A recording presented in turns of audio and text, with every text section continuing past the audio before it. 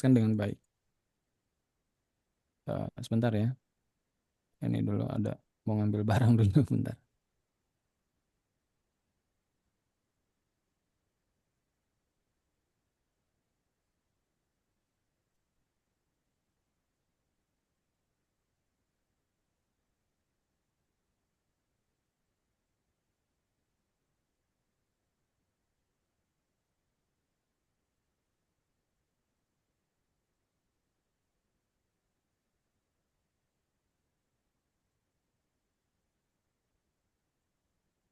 Oke, kita lanjut lagi.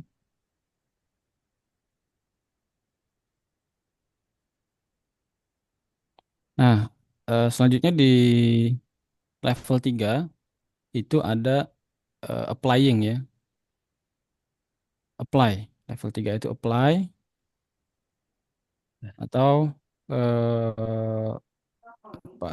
Kayak reksa. Apply itu mengaplikasikan ya, Implementasi. implementasi. Nah, apply ini menghasilkan apa? Ya, ketika seseorang itu sudah sampai di level 3 maka dia akan punya kemampuan untuk yang namanya simple problem solving. Hal-hal yang sederhana aja ya, bukan yang kompleks. Eh, Contoh dari yang kompleks itu seperti apa? Contoh yang sederhana ya kayak tadi. Ada meja masih di dalam kardus, kemudian diberikan meja itu ke dia, kita kasih instruksi bikinin meja ini sesuai buku petunjuk. Maka dia akan melakukan proses level 1, level 2, dan kemudian level 3. Jadi merakit meja dari nol sampai kemudian bisa digunakan itu masuk dalam kategori simple problem solving.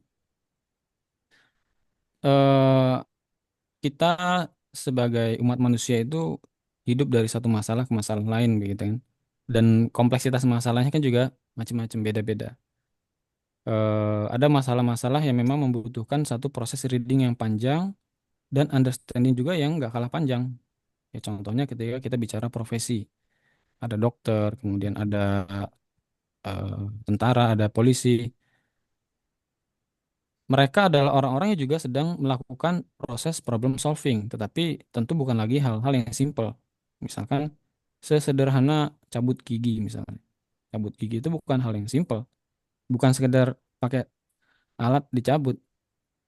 Secara SOP kan ya harus cek tekanan darah dulu, harus dilihat ini ada pembengkakan di gusi atau enggak, dan seterusnya dan seterusnya. Kemudian yang menyebabkan ini sakit itu apa, karena berlubang atau karena ada infeksi atau karena apa? Itu bukan hal yang simple ya. Hal yang simple itu kayak misalkan ada anak nangis, kita lihat oh ini karena habis jatuh berarti ya kita tenangin. Itu simple problem solving. Eh Pertanyaannya mungkin bisa sama-sama pendek, tapi ada perbedaan. Misalkan begini, ada pertanyaan, eh, ada satu pertanyaan, bagaimana cara memberikan atau bagaimana cara mewujudkan pendidikan yang bagus? Gitu. Ada pertanyaan seperti itu ke teman-teman semua di sini. Ada ini 100 mentok di 100 apa gimana, Pak? Oh, belum share screen ya? Oh iya.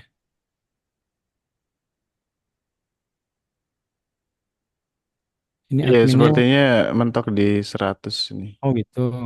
Coba saya Oke, sambil berjalan saya atur dulu. baik baik. Eh ada satu pertanyaan, ya kan? Misalnya, bagaimana membuat pendidikan yang bagus? Ini termasuknya eh simple problem solving apa kompleks problem solving nih? Bagaimana menciptakan atau membuat pendidikan yang bagus? Nah, anggaplah ini yang simple ya, simple problem solving. Nah, yang versi kompleks problem solving adalah ketika ada kata tambahan. Bagaimana membuat pendidikan yang bagus dan murah. Nah, dengan menambahkan satu kata murah aja, ini udah mengubah berbagai macam variabel untuk bisa menjawab pertanyaan ini. Dan ini kalau pertanyaan pertama, bagaimana membuat pendidikan yang bagus? Level satu, level 2, semua orang akan bisa apa namanya saling berlomba-lomba untuk menjelaskan, benar kan? Tapi belum tentu dia itu bisa apply. Jadi makanya ketika saya mengetahui oke level 3 tidak semua orang sanggup. Maka ketika eh, ada orang ketika saya sedang berhadapan sama orang kemudian kita mendiskusikan sesuatu dan lawan bicara saya ini eh tadi ya ada kesan seolah-olah mengetahui kemudian memahami ini kan understanding ini kan memahami ya. Mengetahui dan memahami banyak hal ya. Eh sangat amat mungkin dan kemungkinan besar itu orang tersebut menguasai atau banyak informasi yang dia dapatkan dari hasil reading. Misalkan ketika kita bicara tentang pendidikan di Indonesia, pertanyaannya gini, apa kita secara pendidikan itu termasuk eh, tertinggal, berkembang atau maju? Misalkan satu pertanyaan itu. Dari 100 peserta yang ada di sini, pasti jawabannya beda-beda.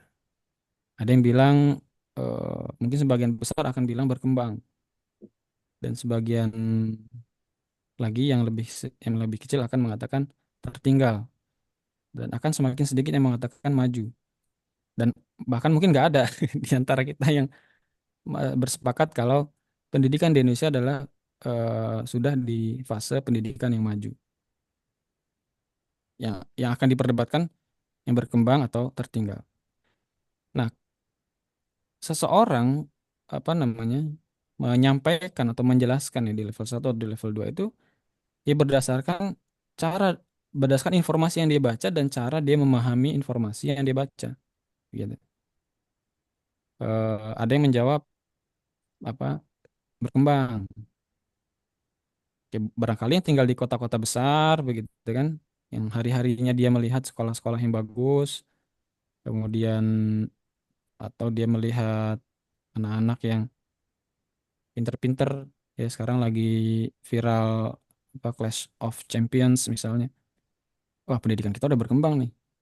Tapi nanti yang tinggal di pelosok-pelosok yang mengetahui dengan mata kepala sendiri ada sekolah-sekolah yang harus tutup karena nggak ada yang daftar dan seterusnya akan mengatakan eh, tertinggal, kita tertinggal. Atau mungkin nanti ada yang mengatakan bukan dari sudut pandang kota atau desa, tapi dari sudut pandang kurikulum atau mata pelajaran yang diajarkan. Karena kalau kita lihat kurikulum atau mata pelajaran yang diajarkan pada hari ini di sekolah-sekolah, itu adalah mata pelajaran yang sama yang juga diajarkan 100 tahun lalu. Ini konteksnya negara di Indonesia ya. Kalau di negara-negara lain eh, beda. Saya juga ada saya ikut ngamatin tuh kemarin Clash of Champions. Ada game yang namanya apa itu? Eh, kan ada yang tahu, saya kok lupa ya. Jadi semua peserta itu, saya baru pertama kali dengar istilah ini itu di Clash of Champions. Tapi ada dua orang yang udah tahu, pernah dengar. Apa nih? War of, lupa saya namanya. War of, pokoknya seputar algoritma-algoritma gitu deh. Nah dari situ eh, ya menunjukkan ya. Bentar, ini ada yang bocor lagi nih. Aduh, sampai mana tadi? Hmm,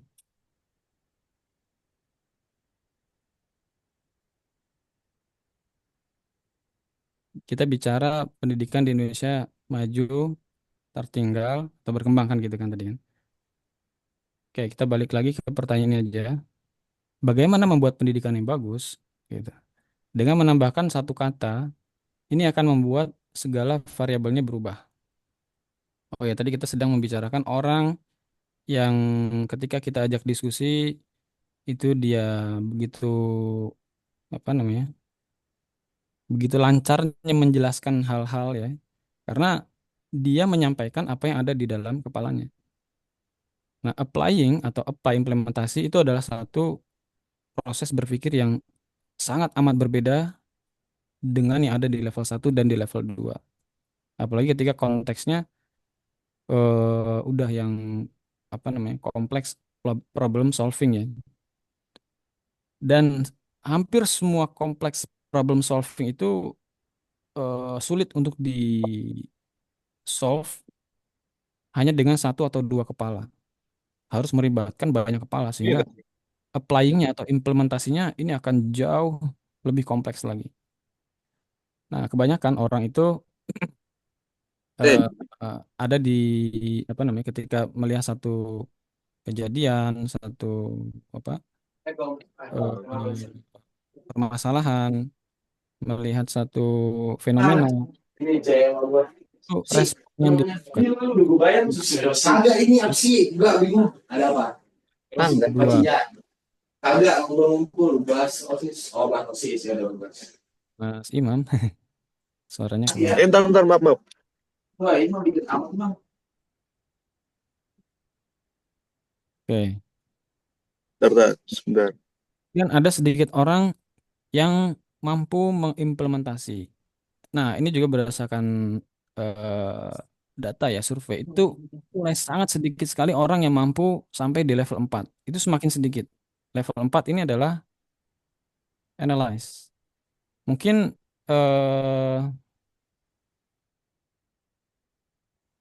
apa namanya?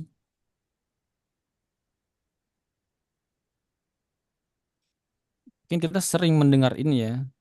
Sering mendengar istilah analisis, analisa. Apa sih analisis? Apa sih analisa? Ya ngebaca data, ngebaca ngebaca apa namanya? Informasi, kemudian apa namanya dicoba untuk dipahami begitu ya. Eh jadi analisis itu sebetulnya ada proses eh apa ya? Mencari atau melihat sehingga kita mampu betul-betul melihat perbedaannya. Apa ya? Coba saya tulis dulu di sini. Jadi analisis itu atau analyze itu adalah nanti menghasilkan satu kemampuan untuk membuat yang namanya prioritas. Prioritize ya. Nah, ini mulai sedikit orang yang mampu untuk membuat menyusun skala prioritas. Ketika misalnya kita dihadapkan sama satu kejadian yang sederhana aja ya, misalnya kita diberikan amanah di misalnya kalau di pesantren itu kedisiplinan, misalnya ya kedisiplinan.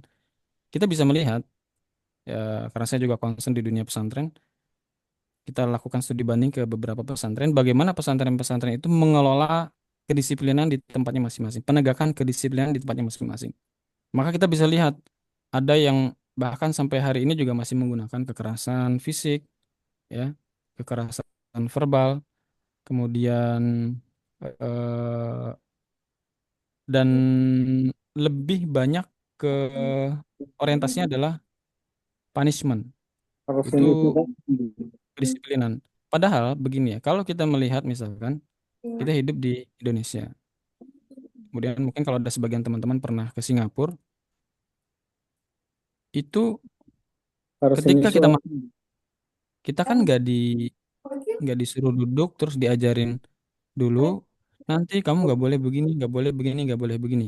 Nggak diajarin kan? Lima Nggak kali kan dikasih tahu sistem ya, 2 kali. cara-cara yang harusnya boleh dan tidak boleh di Singapura. Tapi orang yang misalnya kayak saya nih di Indonesia adalah orang yang punya kebiasaan belangsak misalnya. Begitu masuk ke Singapura tuh saya betul-betul jadi orang yang baik, jadi orang yang perilakunya baik, nggak buang sampah, ya, nggak pipis di ban di pinggir jalan gitu kan, di kemudian tidak teriak-teriak, bentak-bentak ketika ada masalah dengan orang lain di publik, kemudian Kalau yang hobi atau ahlul hisab ya, rokok misalnya, itu nggak sembarangan. Itu tanpa kita dikasih tahu, tanpa kita diajarin, tanpa kita di apa namanya, di briefing oleh petugas-petugas sebelum kita masuk ke Singapura. Jadi saya melihat fenomena ini tuh kayak, oh ternyata untuk mengubah satu perilaku orang itu bisa kayak begitu ya. Jadi saya tuh eh, jadi keinget kisah Ratu Bilqis ya, di mana kerajaan Ratu Bilqis itu digambarkan ketika ada hewan yang sakit, ketika melewati perbatasan negara itu, melewati perbatasan betul-betul melewati perbatasan, dia langsung apa sembuh dari penyakitnya. Itu diibaratkan ketika kita lagi jalan di mall, kita lewat depan pintu gerbangnya itu, berasa ada aura-aura dingin sejuk yang menarik-narik kita untuk masuk gitu kan. Nah, jadi ketika kita melintasi perbatasan Singapura itu, kita seolah-olah ya eh, apa pikiran kita, kemudian perilaku kita itu langsung tersistemize untuk menjadi orang yang baik. Nah, saya berpikir mungkin nggak sih sebuah tempat itu bisa juga didesain seperti itu. Jadi yang saya bayangkan ketika kita ngelola sebuah lembaga pendidikan atau pesantren, santri baru masuk gitu, kita lagi PSB penerima santri baru, begitu dia datang nyampe pesantren, dia tuh langsung jadi orang baik gitu, tanpa harus. Jadi analoginya seperti persis orang yang belangsak di Indonesia jalan-jalan ke Singapura langsung jadi orang baik. Begitu dia balik ke Indonesia jadi orang belangsak lagi.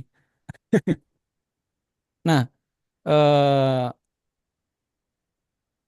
apa namanya? Dalam konteks lembaga itu penegakan kedisiplinan di setiap lembaga itu kan beda-beda. Ada yang ketika eh, ada yang menerapkannya dengan kekerasan, ada yang menerapkannya dengan Naon? melakukan pelanggaran. Ayo, kamu ngajinya ditambah lagi. Juga kontroversi nih. Kenapa orang dihukum dengan melakukan kebaikan besar? Itu anak Ini adalah itu satu macam-macam wae. moderator minta tolong. Nek muruhan naon ieu lamun keluar? Hah? Ieu mah ketebak-tebakan jadi teh. Burung sih gua masuk ah. Itu siapa tuh?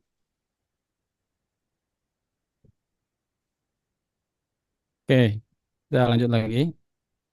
eh Apa Tah, tadi? Lembaga dalam apa namanya? Dalam penegakan kedisiplinan, gitu kan? eh Ketika kita Hmm, sedang melakukan, ketika kita itu dihadapkan itu diberikan satu amanah review. dari pendidikan disiplin, itu tentu yang harusnya kita lakukan, Review. menurut saya itu harus sampai di level 4 gitu. Ketika bicara penegakan kedisiplinan. Jadi reading, understanding, applying, ya, kemudian sampai proses analyze. Sebentarnya ada telepon nih. Kenapa Pak? Dari moderator. Ya, stop share screen dulu ya.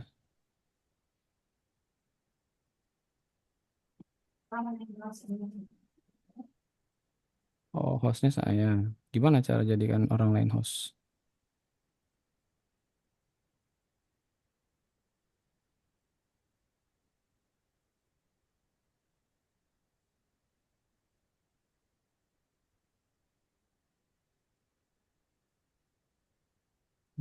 Make host. Berapa? Oke, ada ya. dan Oke.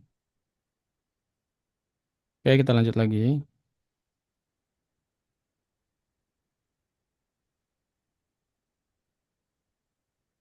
Eh, ya, ini saya jadi nggak bisa share screen, Pak.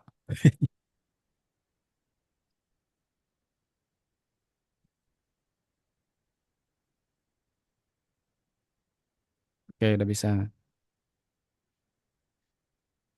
Nah, eh oke kita lanjut ya. Tadi soal kedisiplinan misalkan. Yang terjadi mis apa namanya? Ada seorang anak kemudian dia memiliki apa? Memori di masa lalu ketika dia melakukan satu kesalahan, maka sama orang tuanya dipukul gitu kan, atau sama orang tuanya dibentak. Nah, yang kemudian akhirnya muncullah satu quote eh apa yang dilihat anak kecil ya itu juga yang akan dilakukan kan begitu. Maka ketika besar, ketika dia memiliki anak, dia akan melakukan hal yang kurang lebih sama seperti apa yang dilakukan oleh orang tuanya terhadap dirinya. Nah, dari situ kita paham bahwa yang terjadi dalam fenomena itu adalah level berpikir cara berpikir level satu dan level 2. Dia tidak dia tidak mampu melakukan sampai tataran implementasi atau apply eh, karena barangkali ketidaktahuannya bahwa perilaku tersebut mampu apa ya membuat anak-anaknya menjadi trauma dan kemudian akan diikuti.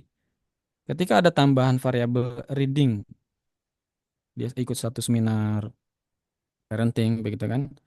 Kemudian di seminar itu dijelaskan Bapak Ibu perilaku yang seperti ini nanti bisa menurunkan anak, bisa memberikan dampak negatif pada anak-anak.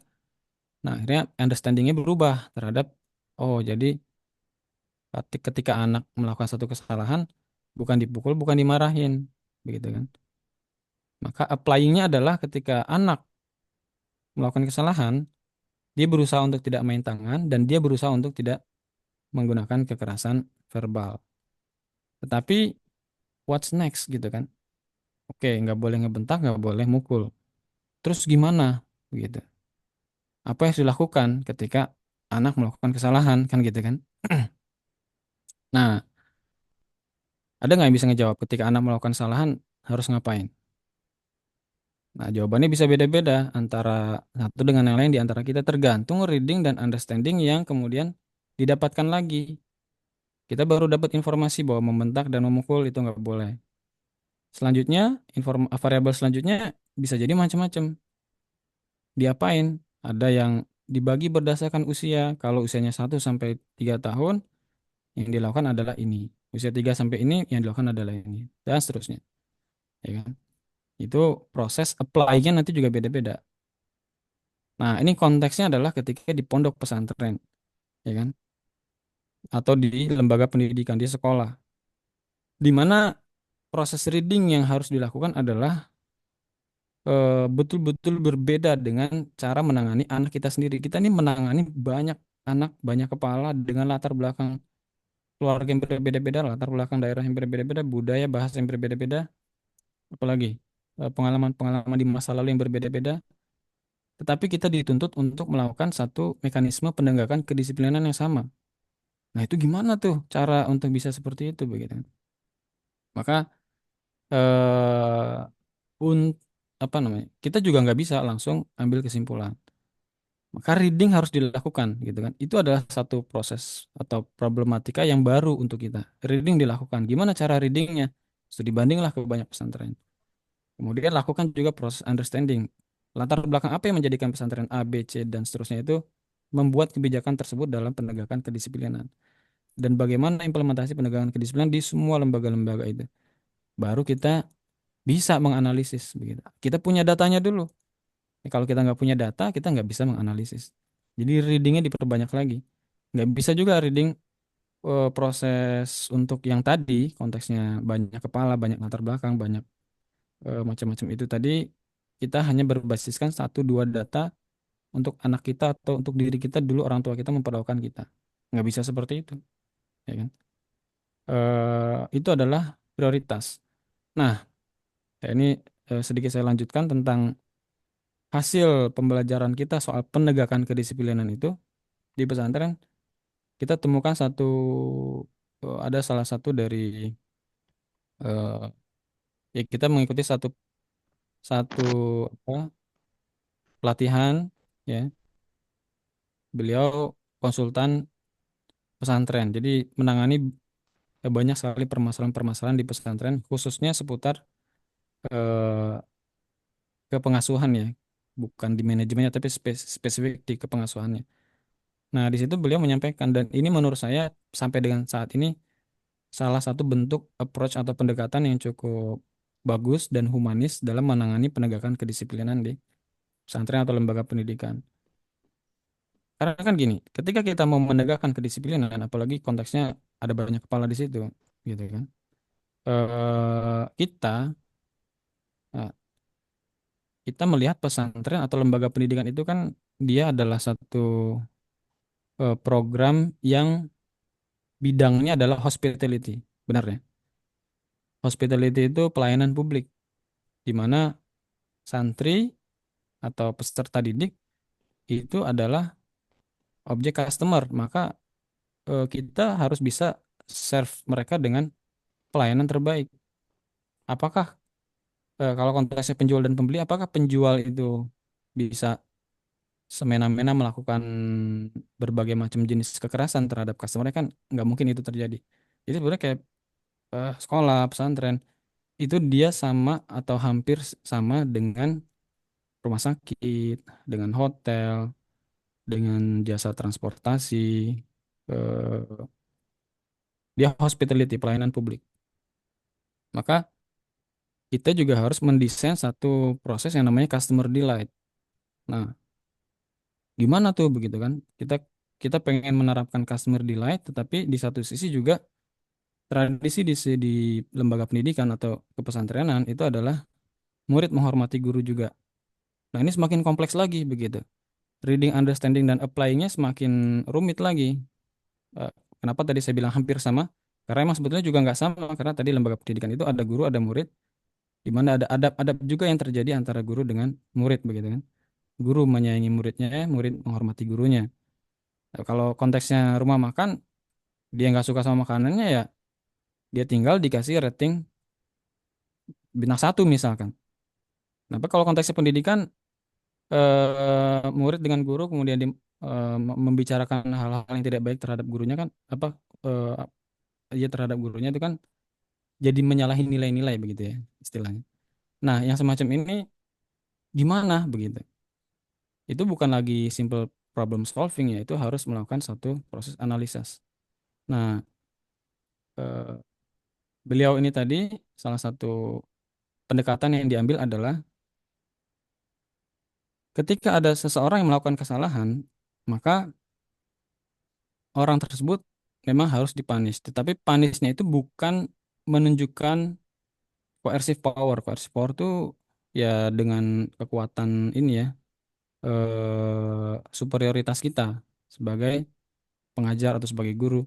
Kemudian Anda kan murid saya ya Kak. Anda harus nurut sama saya dan seterusnya dan seterusnya. Nah, itu pendekatan yang selama ini terjadi kan seperti itu. Itu tidak begitu. Jadi ketika dia salah, maka lakukan punishment. Punishmentnya juga harus sudah disepakati. Maka yang dilakukan adalah olah fisik. Itu tujuannya untuk apa? Olah fisik itu maksudnya bisa push up, bisa eh, squat jump, atau bisa lari keliling berapa kali.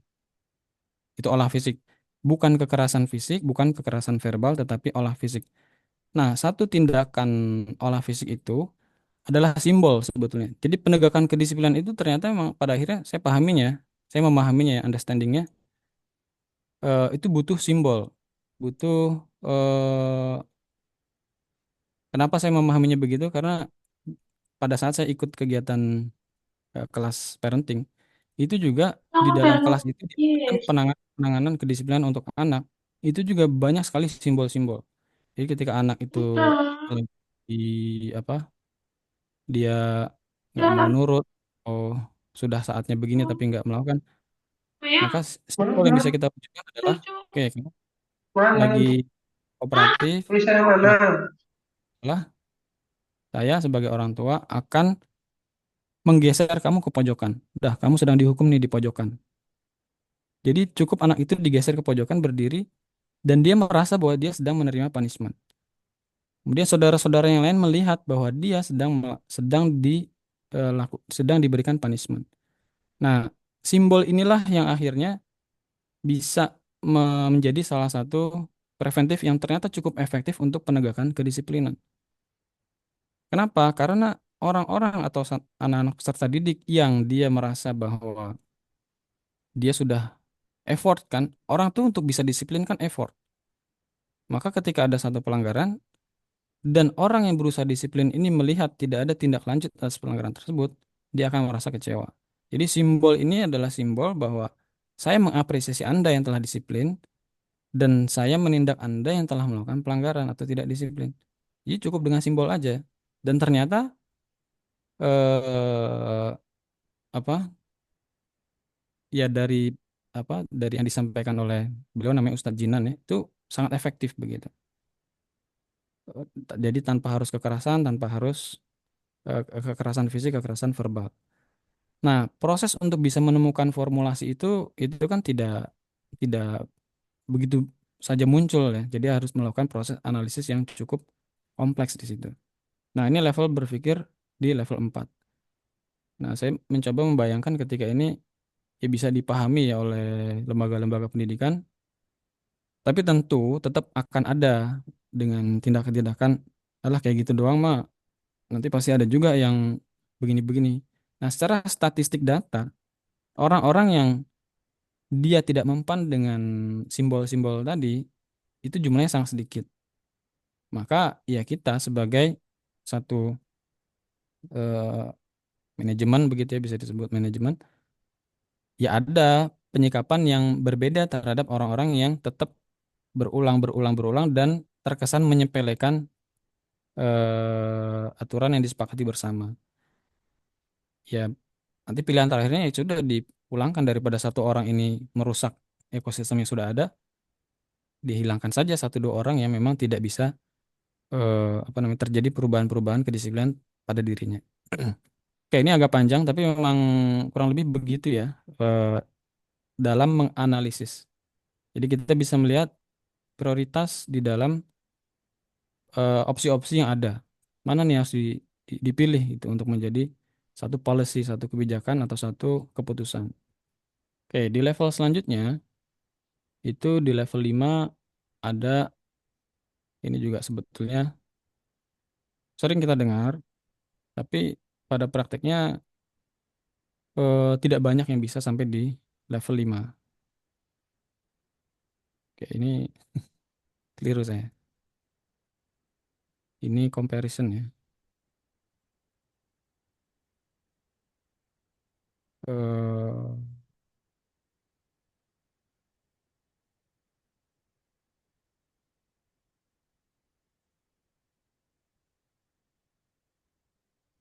Eh, bener deh.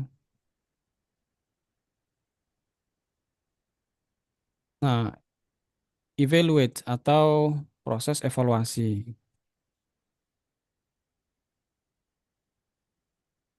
Di level 5 ini juga banyak orang ya semakin sedikit lagi. Ke level 4 semakin sedikit, ke level 5 semakin sedikit lagi. Jadi kemampuan kita untuk melakukan satu pembanding. Nah, kalau di apa, ada ilmu itu level 1 akan membuat seseorang itu eh, sombong ya. Kemudian ilmu level 2 akan membuat seseorang lebih bijaksana. Ilmu di level 3 akan membuat orang selalu merasa yang paling bodoh. Jadi kalau di dalam konteks kita diminta untuk menilai sesuatu, maka sebetulnya ya dalam konteks nilai-nilai universal itu eh, ketika satu apa namanya satu pemikiran atau satu fenomena sosial yang kemudian dia eksis dalam jangka waktu yang lama begitu eh, dan kita merasa bahwa hal tersebut itu sebetulnya keliru menurut kita ya, di keliru. Tapi ketika nanti di sini kita bukan melihat itu benar salah, eh, bukan bukan melihat itu baik atau buruk, tetapi ada baik dan lebih baik. Ya konteksnya kalau di dalam kehidupan kita sehari-hari, spesifiknya konteksnya agama terhadap hal-hal yang bersifat perbedaan pendapat begitu ya, khilafiyah kita mengenal istilah begitu. Maka di dalam konteks ini kita tidak lagi melihatnya ini sebagai benar salah, tapi baik dan lebih baik. Nah, pilihan yang kita pilih itu adalah pilihan yang lebih baik menurut kita. Tapi yang dipilih orang lain itu bukan berarti pilihan itu buruk atau pilihan itu keliru. Itu baik juga, tapi menurut kita yang kita pilih ini yang lebih baik. Nah, itu comparing dan contrasting. Sehingga ketika kita melihat kalau di sosmed itu kan perdebatan macam-macam ya. Ada fenomena ini orang debat, fenomena ini orang debat, orang debat, orang debat. Saya kadang-kadang ngelihat, saya kadang-kadang mikir, ini orang kok demen banget ya, ribut, debat. Yang dia cari itu apa? Dapat duit kagak begitu kan? Ya konteksnya beda kalau emang dia melatih ya berdebat untuk kemudian bisa diundang tayang di TV ya dia dibayar. Ya nggak apa-apa dia emang dia dapat duit dari situ. Tapi kalau kita ngapain kita habis-habisin waktu untuk mendiskusikan sesuatu yang sebetulnya dari waktu ke waktu juga udah jadi perdebatan yang memang tidak akan ada ujungnya. Kita simplifikasi aja. Oke, ini adalah fenomena yang udah berjalan berlangsung selama ratusan tahun. Kita cukupkan diri dengan memilih salah satu dari opsi-opsi yang ada, selesai. Eh, itu kalau kita bisa sampai di level level berapa nih? 5 ya. Level 4, level 5. Itu ya kadang-kadang melihat orang bicara ini itu bicara ini tuh, saya sambil baca kadang-kadang sambil senyum sendiri eh ya udah saya mengambil keputusan mengambil kesimpulan saya sendiri tetapi tidak perlu kesimpulan saya ini kemudian saya sampaikan di ruang publik karena toh juga buat apa nanti akan mengundang hal yang sama seperti di tempat yang saya lihat itu kan gitu karena kita nggak bisa memaksakan eh jadi kita seolah-olah tuh memantik level 1 dan level 2 masyarakat begitu ya nggak akan ketemu itu sama seperti halnya tadi ketika eh, pertanyaan ini tadi bagaimana membuat pendidikan yang bagus. Orang akan menjelaskan dengan caranya masing-masing sesuai level 1 dan level 2-nya dia. Maka untuk kita bisa terlihat, bukan terlihat, untuk kita bisa masuk ke level 2, level 3, dan seterusnya, ini rumus dasarnya tetap sama ya. Readingnya harus diperbanyak. Jadi sumber-sumber bacaan kita itu harus banyak.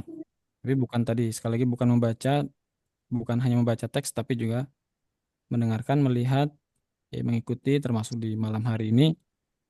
Mungkin sebagian ada yang sudah pernah tahu tentang six levels of thinking, tapi ada juga mungkin yang menerima ini sebagai satu informasi baru. Maka lakukan reading dulu, begitu. Dan mungkin sudah mulai proses understanding. Nah, biasanya orang itu ketika level 1, level 2, ini kan ilmu-ilmu baru, hal-hal baru. Dia itu akan eh, apa istilahnya? Terkena yang namanya availability bias. Availability bias itu dia wah ini hal yang baru nih, ini hal yang wah ini keren ini mantep nih. Kemudian dia meyakini itu sebagai satu keyakinan yang eh, dia merasa semua orang perlu tahu gitu. Itu biasanya kalau konteksnya bisnis itu juga pemula-pemula biasanya sering apa namanya dia tuh kepentok oleh fakta bahwa ternyata yang mengetahui hal itu bukan hanya dirinya aja, semua orang udah tahu. Dia baru tahu dia ngerasa ini keren, ngerasa bagus, dan dia mengalami satu apa istilahnya emotional exuberance ya istilahnya itu kayak dia ngerasa wow gitu. Nah, dampaknya yang lain lagi adalah ya dia merasa kalau antara orang tua dengan anak gitu kan, apalagi orang tuanya itu Kamu nggak tani mau yang besar. lulusan SD atau SMP, kemudian anak ini kuliah, dia dapat Aku ilmu-ilmu baru, dapat mau. pulang ke Boleh. rumah, dia yang dilakukan adalah menilai orang tuanya kolot lah, orang tuanya begini lah, orang tuanya begitu lah, nggak ngerti apa-apa. Karena si anak ini itu baru di level 1 level 2 gitu dia tahu ilmu tahu hal-hal baru dia merasa sudah bisa lebih dari yang lain begitu padahal orang tua kita dia bisa menyekolahkan kita itu sudah melalui proses level 3 level 4 bahkan mungkin level 5 begitu kan seperti kasusnya misal contohnya misalnya di keluarga istri saya sendiri itu orang tua istri saya itu sampai menjual ya tanah-tanah yang dimiliki untuk bisa menyekolahkan anak-anaknya sampai perguruan tinggi. Pada saat itu beliau lakukan, warga masyarakat di sekitar pada masa itu ya, itu menghujat keputusan atau menilai keputusan yang diambil oleh mertua saya itu adalah keputusan yang salah, yang keliru begitu. Nah, kita nggak tahu ketika beliau melakukan itu apa yang melatar belakangnya, readingnya apa, understandingnya apa, sampai kemudian eh, keputusan untuk menjual tanah dan menyekolahkan anak-anak itu terjadi begitu. Ya tapi itu kan sudah terjadi dan ya kalau ngelihat konteksnya saat ini ya saya ketika pulang misalkan pulang ke apa rumah mertua itu melihat ya fenomena di kampung itu banyak sekali masyarakat lagi kampung mertua saya itu termasuk yang pelosok lah bisa dibilang itu bisa dibilang mungkin ya 40% masyarakat itu terjebak oleh eh, hutang oleh rentenir oleh apa istilahnya kalau sekarang mungkin yang ini di kota-kota mungkin pinjol gitu ya. Nah, itu juga pinjol itu kemampuan analisisnya tidak dilakukan, applying dan analisisnya tidak terjadi. Nah, alhamdulillah keluarga istri itu termasuk yang sama sekali tidak pernah tergiur untuk penawaran-penawaran yang semacam itu. Ya kalau di kampung-kampung banyak tuh motor baru belum ada plat nomornya, tapi beberapa bulan kemudian udah nggak ada lagi, gitu kan? Udah ditarik, udah disita nah, itu contoh. Pak, potongan kuku di mana, Pak? Dan yang terakhir, ya, yang terakhir. Nah, ini udah core of the core ya. Ini udah di atasnya langit masih ada Hotman Paris. Nah, ini di atasnya Hotman Paris nih. Ada namanya kemampuan untuk eh, apa di sini create ya. Nah, tetapi create di sini, create yang dimaksud di sini adalah dia bisa membangun eh, apa ya? Dia bisa menganalisa dan juga bisa bisa menganalisa dari knowledge yang belum eksis. Belum eksis untuk konteks dirinya di level satu. Apa ya? Sebenarnya nyebutnya gimana? Tapi semoga bisa dipahami ya. Dia bisa melakukan analisa ya, analisis untuk knowledge yang belum eksis di level satunya dia begitu. eh contohnya contohnya apa ya?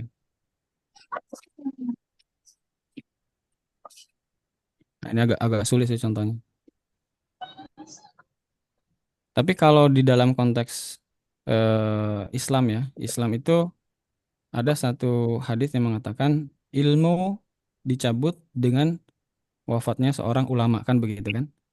Nah, jadi ilmu itu ilmu itu ilmu level satu itu bukan ilmu level satu ya, ilmu tahap satu. Ini agak sedikit berbeda dengan level yang sedang kita bahas. Itu benar reading. Jadi proses transfer ilmu dari kayak sekarang saya menjelaskan kepada teman-teman yang belum pernah mempelajari ini ilmu baru begitu, transfer. Nah, ketika teman-teman itu mempraktekkan ilmu ini, maka ilmu ini akan berubah bukan hanya sekedar apa yang ada di kepala tapi berubah menjadi experience. Nah, ketika experience itu dilakukan terus-menerus, ya, dia akan menjadi satu eh, ilmu baru yang tidak teman-teman dapat dari apa yang saya jelaskan. Ini kalau kalau dipahaminya agak susah, saya ganti contoh dulu deh. Eh, contohnya digital marketing aja ya, digital marketing. Teman-teman belum tahu apa tentang digital marketing, kemudian belajar ke satu orang. Orang itu menjelaskan ABC, ABCD. A, B, C, D. Kemudian teman-teman mempraktekkan itu, mempraktekkan A, B, C, D itu. Maka itu sudah masuk ke ilmu tahap 2 menjadi pengalamannya teman-teman. Nah, pengalaman yang diulang-ulang terus-menerus itu akan menjadi tahap 3. Tahap 3 itu ilmunya bukan lagi B, C, D, tapi udah jadi ilmu E gitu. Kan A, B, C, D, E. Nah, E itu teman-teman temukan bukan berdasarkan eh, apa namanya ABC ini. Jadi teman-teman temukan sendiri itu ilmu E. Nah, yang disebut ulama itu tadi, kalau konteksnya universal bukan hanya mempelajari ilmu-ilmu agama ya, Masuk non ke portal dunia nyata. mereka-mereka itu karena mengulang-ulang ilmu yang mereka miliki, pasti mereka memiliki ilmu-ilmu baru ya yang mereka dapatkan hasil mengulang-ulang. Dulu mereka awal belajar lewat buku-buku di kampus, kemudian melakukan satu penelitian praktek dan mengulang-ulang lagi, kemudian mendapatkan temuan-temuan invention. Invention itu kayak disebut sebagai create, bisa menciptakan atau menemukan satu eh, tak tolong Pak Moderator. Ya udah ya, bukunya. Bentar Pak Putra. Jadi create ya. Nah, create ini adalah ya kalau kita pernah baca, pernah tahu ada buku yang dibikin oleh Malcolm Gladwell, judulnya The Power of Thinking Without Thinking. Blink, judulnya Blink, The Power of Thinking Without Thinking. Blink. Jadi ketika ada satu masalah ya di depan dia dan dia sudah terbiasa melakukan level satu, bukan terbiasa melakukan level satu. Level satunya sudah sangat amat banyak. Level satu ini juga nanti bisa experience ya. Experience ini juga termasuk di level satu. Listening, watching, experience, dia memiliki pengalaman yang melimpah. Kemudian dia terus melakukan satu proses pembelajaran. Ketika ada masalah-masalah yang muncul di hadapan dia, dia bisa dengan apa namanya? Bisa dengan spontan, wuhui, dengan spontan, tapi juga akurat gitu. Ada orang yang ketika melihat satu eh, permasalahan, bahkan dia tuh nggak tahu harus ngapain. Nah, ini ada orang yang bisa dengan sesegera dan akurat. Tapi juga ada orang yang nggak ngapa-ngapain, nggak ngerti harus ngapain. Ada orang yang ngerti harus ngapain, tapi belum tentu akurat. Nah, di bukunya Malcolm Gladwell itu, Blink, The Power of Thinking Without Thinking eh, itu adalah cerminan dari orang-orang yang mampu memproses segala apa level 1 sampai level 6 ini. Tetapi begini juga ya, level 1 sampai level 6 itu bukan berarti bisa dipakai di semua bidang, enggak. Tentu tiap orang punya kecenderungannya masing-masing. Ada orang yang di bidang agama, ada yang di bidang kesehatan, ada di bidang keuangan, ada di bidang mungkin manajemen bisnis ya. Ada juga yang dia seorang apa bisa juga coach ya atau mentor. Nah, apapun bidang yang kita tekuni itu ya kita berusaha untuk bisa setidak-tidaknya sampai di level 4 ya. Kita mampu menganalisis dengan baik sehingga nanti kita bisa melihat eh, yang ada di sini, informasi yang ada di sini bisa kita analisis dengan sangat baik. Cara lain yang bisa kita lakukan untuk meningkatkan level berpikir itu adalah dengan melakukan yang namanya deliberate practice ya. Nah, ini ada telepon lagi nih. Gimana Pak? Telepon dari moderator nih.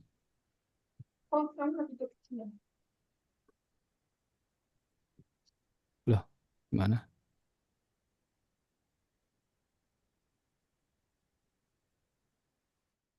Oke.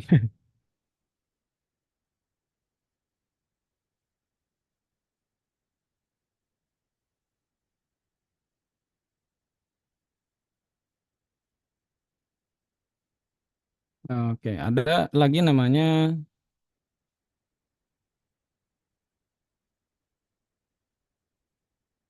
deliberate practice. Nah, deliberate practice ini eh, ya proses bagaimana kita bisa mempelajari satu cabang ilmu dalam waktu 20 jam gitu. Teorinya mengatakan sebegitu. Cuma tidak akan menjadikan kita seorang yang expert enggak, tapi kita jadi ngerti gitu. Deliberate practice. Bagus gitu, bukan sampai expert. Kita bisa memahami cabang ilmu tersebut dengan bagus, bukan sampai expert. Nah, saya mempraktekkan ini nih deliberate practice kayak di hampir apa namanya di banyak cabang ya, cabang keilmuan, di desain.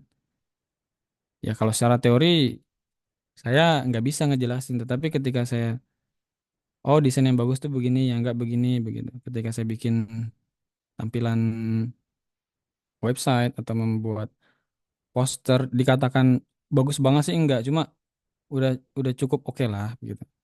Terus nah itu melalui proses deliberate practice. Nah, cara kita untuk menguatkan level satu ya itu dengan akan bagus kalau kita lakukannya dengan cara deliberate practice. Bukan hanya dengan salah satu aja. Misalkan watching aja, belajar lewat YouTube aja atau baca buku aja atau dengerin aja atau latihan tapi latihannya juga bukan latihan yang terarah begitu. Jadi latihan praktek semuanya dipraktekin. Nah, kalau di deliberate practice itu kita juga dituntut untuk cari paretonya begitu kan. Sehingga yang kita latih, yang kita lakukan praktis itu paretonya aja. Dari 10 hal terkait optimasi Instagram misalkan. Kita cari dulu paretonya. Kalau kita mau bisa dapat ribuan follower, apa yang harus kita lakukan?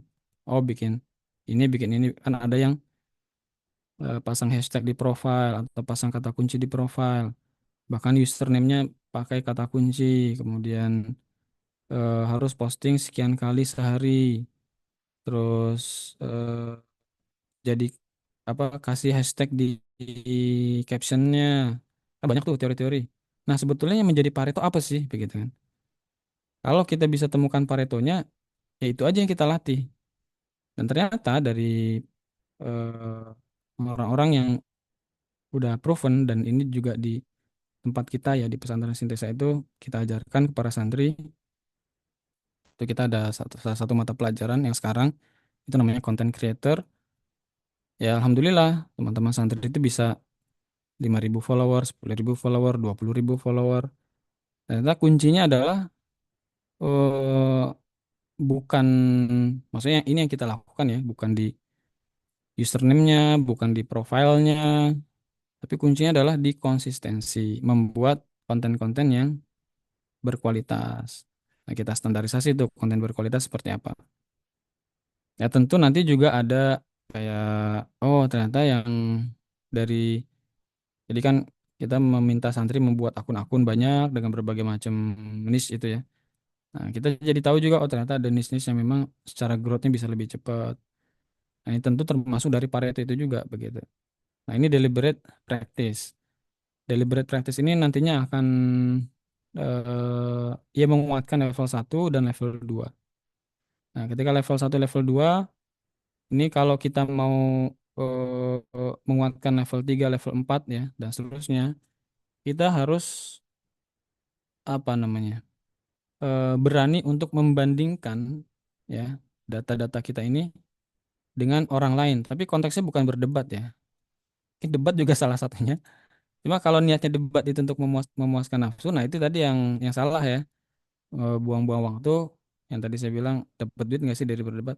Tapi kalau konteksnya berdebat itu untuk memahami pola-pola ini, ya mungkin boleh-boleh aja. Tapi di sini yang saya maksud untuk mengcompare data satu dan 2 ini bukan dengan berdebat, tetapi kita mengajak diskusi orang-orang yang udah lebih berpengalaman daripada kita. Kita sampaikan pandangan-pandangan kita, ya kita jelaskan eh, apa namanya plan-plan kita, rencana-rencana kita. Kemudian orang-orang itu akan menanggapi. Orang-orang yang lebih berpengalaman dari kita akan menanggapi kita dan mereka pasti akan menjelaskan dengan level-level yang lebih di atas daripada kita. Nah, seperti itu. Nanti dari situ kita jadi tahu tuh pola-pola. Oh, ternyata cara penyelesaian masalahnya si orang ini begini, si orang ini begini, si orang ini begini. Seperti tadi ketika reading dan understanding kita lakukan, kemudian kita mencoba mencari orang yang ahli soal penegakan kedisiplinan. Kita mencoba melihat bagaimana negara-negara maju bisa me, apa namanya? Bisa menjalankan itu. Dan kita juga bisa melihat bagaimana orang yang sudah eh, menjadi konsultan di mungkin ratusan pesantren ya, dia memiliki satu pandangan, satu kesimpulan yang seperti itu. Artinya eh, dia membuat satu kesimpulan ya dari sini di level 4 ini berdasarkan reading dari fenomena-fenomena yang banyak terjadi di ratusan pesantren itu tadi. Nah, itu contoh ya dari deliberate practice.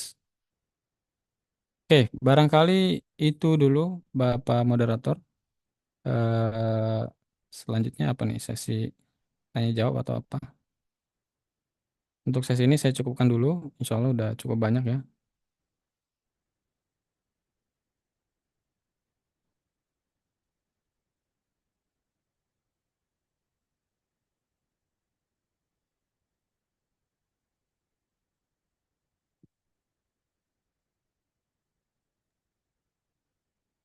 Baik, sesi tanya jawab untuk peserta, monggo bisa dituliskan pertanyaannya di kolom chat Atau itu apa angkat tangan nanti di ya unmute. atau angkat tangan nanti di unmute, raise hand. Angkat tangan terus di kick. Ah, itu dia. Nah, itu level satunya udah salah tuh angkat tangan di kick.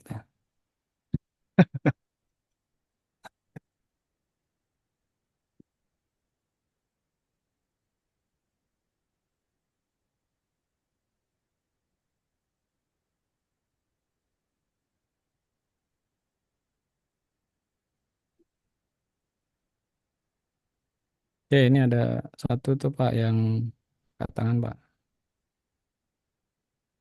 Saya tidak melihatnya. Langsung aja, panjenengan. Mas siapa nih? Rida, Mas apa Mbak nih? Klik kanan, unmute. Udah di unmute. Ada pertanyaan itu dari Mas Eka dari Kabupaten Magetan. Mas, kalau hubungannya dengan level 1 dan 2, lebih prefer understand banyak hal atau lebih suka sedikit tahu tapi mendalam?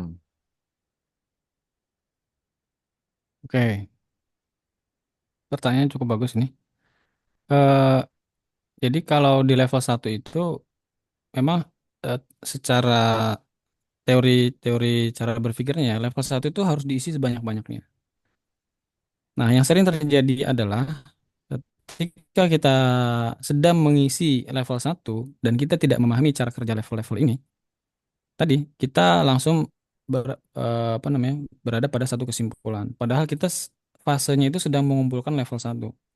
Tapi semua proses ini kan kita lakukan secara paralel ya bersamaan dalam satu waktu. Nah, kita harus paham ketika kita dapat hal-hal baru, maka biarkan dia berada di level satu dulu, jangan dibawa kemana-mana. Kalau mau kita bawa ke level 2 understanding, bolehlah. Tetapi kalau kita sendiri yang menerjemahkan atau memahaminya itu, apalagi untuk hal-hal yang untuk level satunya yang agak berbobot, agak berat, itu understandingnya kita biasanya mengalami kesulitan. Kecuali untuk hal-hal yang super simple kayak tadi manual book, ya itu understandingnya bisa. Jadi antara level satu dengan level 2 intinya adalah eh, bukan prefer yang mana ya, tapi bukan sedikit tapi mendalam. Justru harus sebanyak-banyaknya. Level satu itu harus sebanyak-banyaknya. Dan saya juga sering ya bertemu dengan orang yang level satunya itu sangat amat luas, banyak sekali sehingga Biasanya orang level satunya banyak itu diajak ngobrol enak. Dia bisa membicarakan apapun. Diajak bicara soal bola dia ngerti, ya nama-nama pemain dia paham, ada tim ini begini-begini dia paham. Kemudian juga bicara teknologi misalkan, ada gadget-gadget terbaru, fitur-fiturnya ini dia paham tuh ya. Kemudian juga eh, ada kabar apa info-info terbaru yang saat ini lagi hangat, dia update terus tentang itu. Ketika kita ngobrol ala-ala warung kopi ya udah gayung bersambut ya sampai pagi biasanya sampai subuh tuh ngobrolin hal seputar itu. Tapi eh ya tadi mendalam itu nggak harus ya. Yang kita dalami adalah yang memang bidang yang memberikan benefit untuk kita. Itu aja sih kalau saya begitu ya. Benefit itu bisa macam-macam bentuknya, nggak harus uang. Mungkin terkait posisi, ya terkait bisa juga terkait pekerjaan, bisa terkait profesi, bisa terkait ya memang hal yang menghasilkan untuk kita ada uang di situ. Kalau yang tidak bidang yang tidak memberikan benefit, menurut saya dia di level satu aja, diperbanyak itu. Kalau pendalamannya ya kita pilih yang memang betul-betul kita mau seriusi, kita mau ya sampai akhir hayat kita ada di situ, kira-kira begitu. Kita berusaha dalami di situ.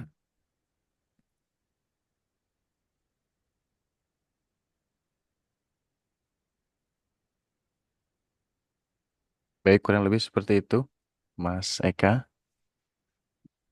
Ada lagi mungkin dari peserta lain? Dipersilahkan.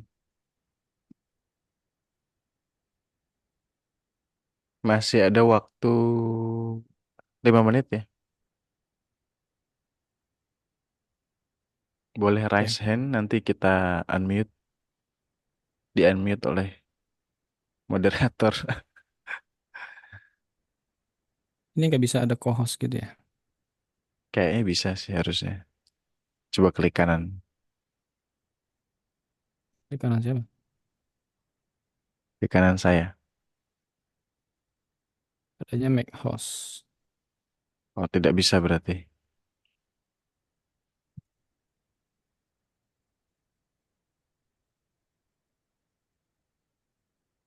Oke, Pak Umar saya jadikan host ya. Oke, baik. Ada yang tanya itu kalau tanya tentang update apa namanya? Digital marketing yang sedang tren. Ada apa ya? Tanya tentang update terkait digital marketing yang lagi tren. Hmm. Maksudnya gimana nih ya? Itu ada yang tanya. Kalau tanya tentang update terkait digital marketing yang sedang tren apa ya, Mas? Oh, ini tuh maksudnya nanya beneran nanya ya. Beneran nanya. Rida. Yang lagi tren digital marketing saat ini. eh jadi sekarang itu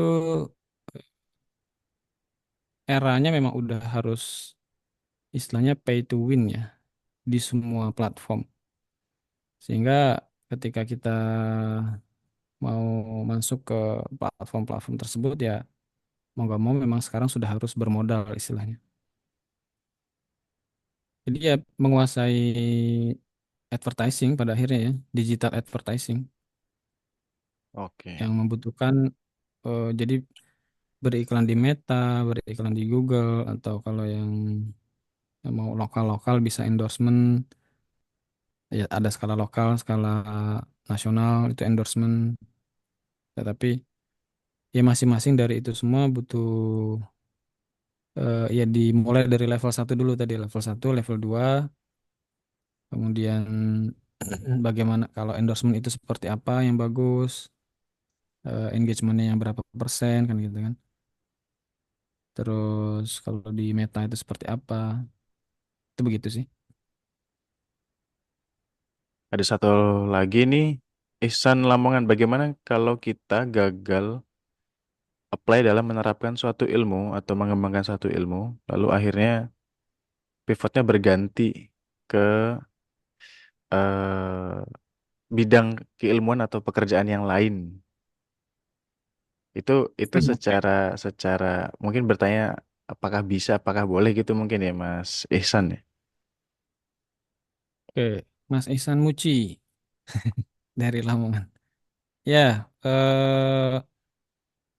jadi ada satu penelitian juga mengatakan begini, ketika Anda masih berusia 20 sampai 30 tahun itu lakukan gain your experience, maksudnya banyak pengalaman, banyak cari pengalaman. Ketika usia 30 sampai 40 itu putuskan Anda mau fokus di mana. Ketika udah usia lebih dari 40 itu sudah tidak lagi disarankan kita untuk berpindah dari apa yang sudah kita jalani dari usia 30 sampai 40. Dan ini penelitiannya ini basisnya penelitian ya. Dan itu eh, rata-rata orang-orang yang masuk di dalam 2% yang menguasai perekonomian negara di seluruh dunia, maksudnya begini. Jadi ada magic number soal uang berputar di setiap negara. Uang berputar di setiap negara itu hanya berputar di 2% penduduk gitu. Entah itu di negara Indonesia, di negara Singapura. Di negara Singapura uang berputarnya hanya di 2% penduduk juga gitu. Di setiap negara itu 2%. Nah, penelitian ini itu menyebutkan bahwa 2% penduduk ini tadi di setiap negara itu adalah mereka yang tidak berganti ya ketika sudah usia 40. Dan mereka yang bisa fokus konsisten ketika dia usia 30 sampai 40.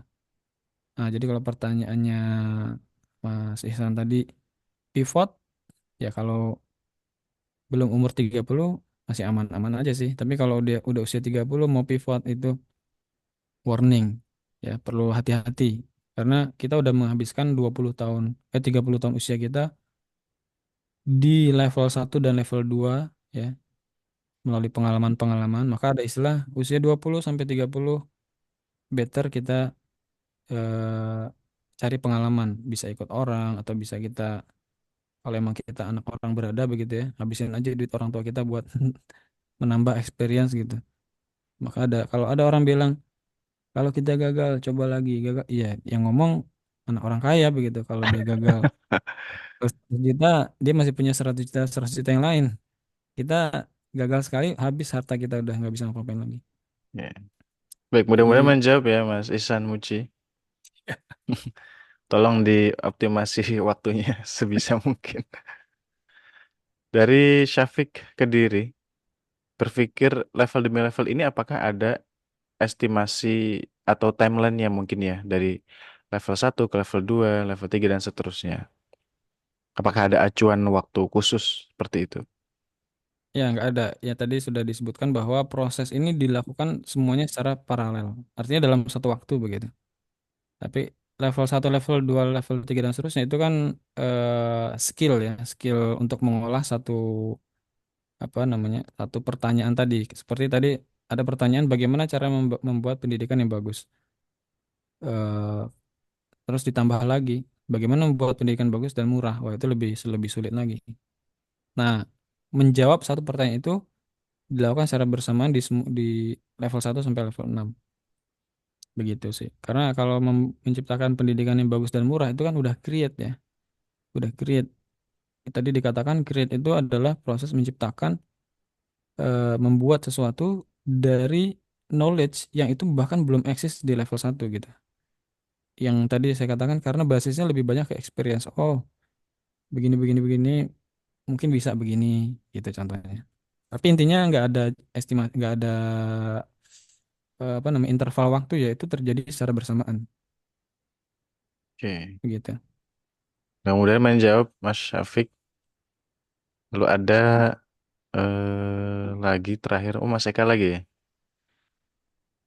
Apakah ada studi kasus atau pengalaman yang menerapkan ke semuanya 6 level berpikir ini? Mungkin konteksnya bisa tentang digital marketing atau ketika menjadi leader dari sebuah organisasi. Implementasi Eh, dari penerapan 6 level ini secara bersamaan begitu. Mungkin maksudnya ya Mas Eka ya.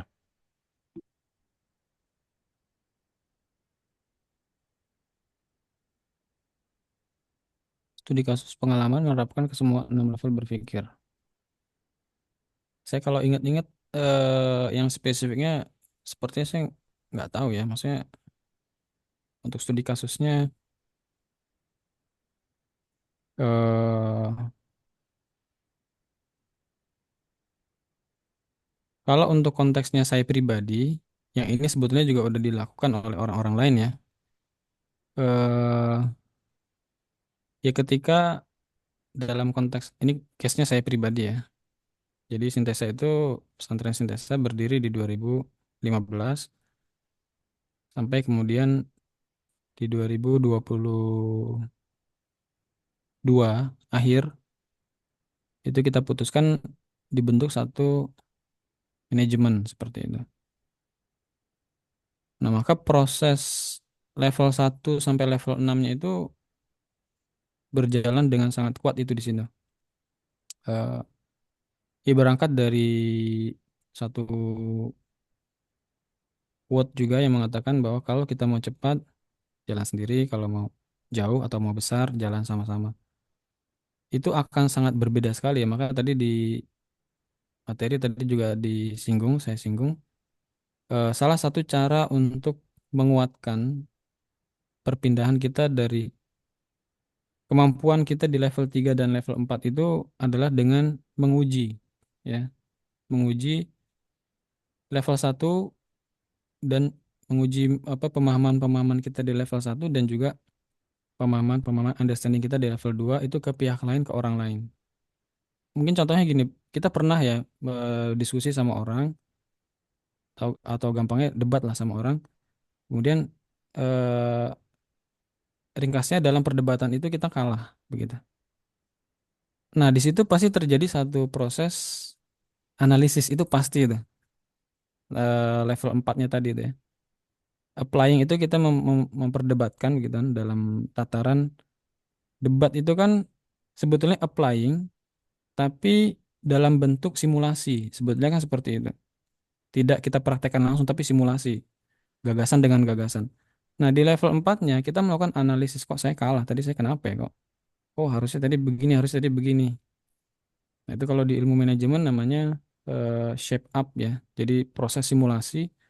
Jadi kalau di teori manajemen itu sebelum kita memutuskan untuk sebuah program itu dijalankan, maka ada proses shape up yang perlu dilakukan dengan durasi 1 sampai 2 bulan.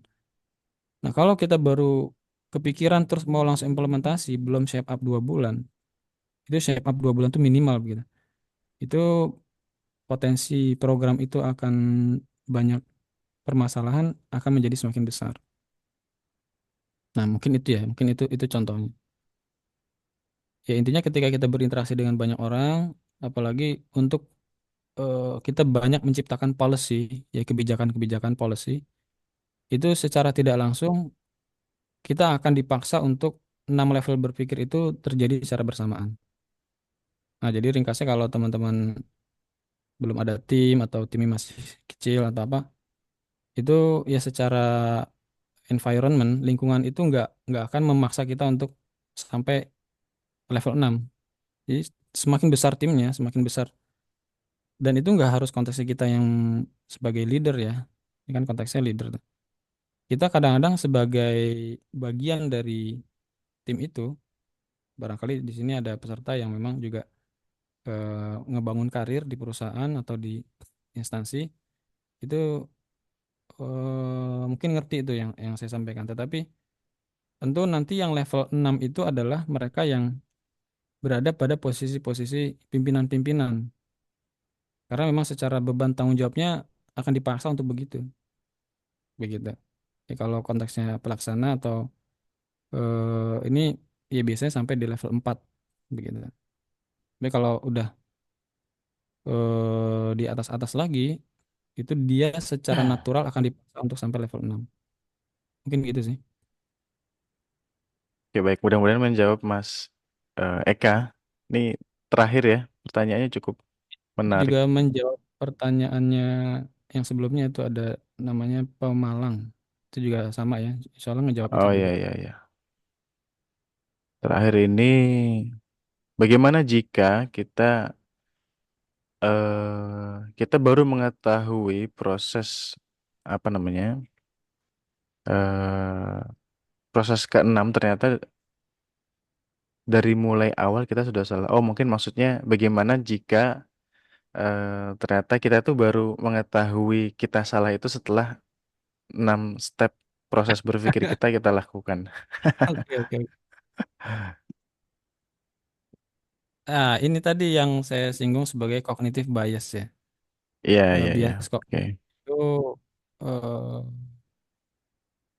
ketika kita ketemu dengan hal-hal baru itu kita nggak boleh terjadi ada perasaan apa ya terjadi euforia di dalam pikiran kita. Nah itu salah satu cara untuk menghindari kita dari salah dalam mengambil keputusan. Norak ya bahasa gampangnya. Iya, Nora. Atau kita ke bawah hype ya.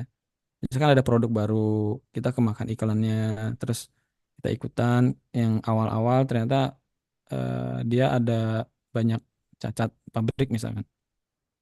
Ya kita kena dampaknya tuh. Kalau di konteks ini misalkan kayak ada mobil itu HR-V, keluaran yang keberapa itu, wah itu banyak masalah di kaki-kaki kan gitu.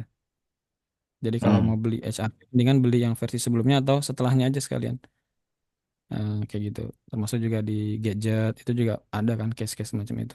Itu untuk contoh sederhananya begitu ya. Tapi kalau udah tataran pengambilan keputusan ini memang agak sulit. Biasanya biasanya sering terjadi itu ketika seseorang itu ada di fase quarter life crisis ya di usia-usia 19 sampai 24 tahun sampai 25 tahun. Yang sering terjadi adalah istilah-istilah kuliah salah jurusan. Wah, ternyata kayak begini ya gitu.